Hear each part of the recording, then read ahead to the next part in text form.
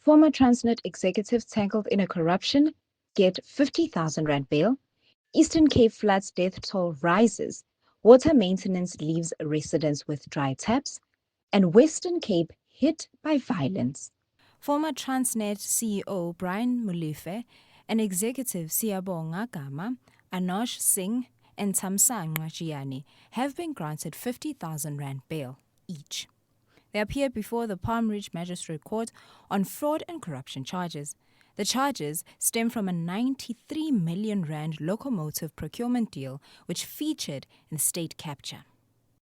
Are different. In this matter, we have three contracts, different contracts from the first case that is set for trial in February. There are three contracts additional to the acquisition of the 1,064 locomotives. These contracts are from the 100, which were supposed to be put on tender, and we have 95 again, and we have the entire 1,064, which was staggered. Now, the flouting of processes in these three contracts, that's where the state was able to come up with charges, formulate charges that we believe will be sustained in a trial. And they say that we must come back in October because of further investigation of a matter that happened in 2012 that they have been investigating since 2017.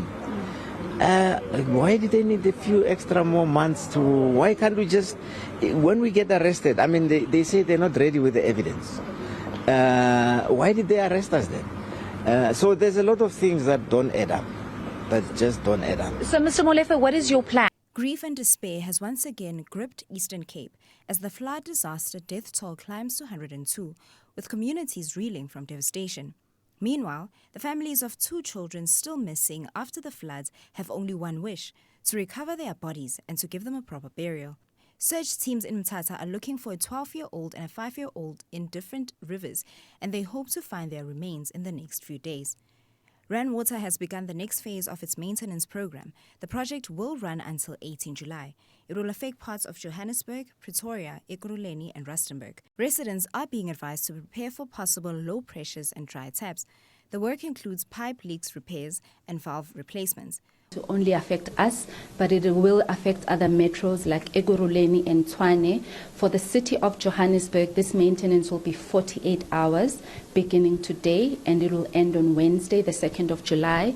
However, it's important to reiterate that although Rand Water will complete the maintenance on Wednesday, the recovery of the systems do take a couple of days. So the restoration of full water supply will take a couple of days after Rand Water has completed. And this is where our alternative water supply then comes in. And how long will those tankers be on the ground and available to residents? The tankers will be on the ground for as long as it's needed and up until our systems fully recover. The Western Cape is once again reeling from a devastating wave of violence, with 9 people killed in separate incidents. The latest tragedy underscores the ongoing crisis gripping the province. We're not saying we want to have the last say, but if you at least consult communities, if you have, for example, evaluation when a commissioner is reappointed, at least have some evaluation where community can give input, where you can see if whether communities are satisfied with what's happening. But of course, Gareth, the other problem is the corruption within the police.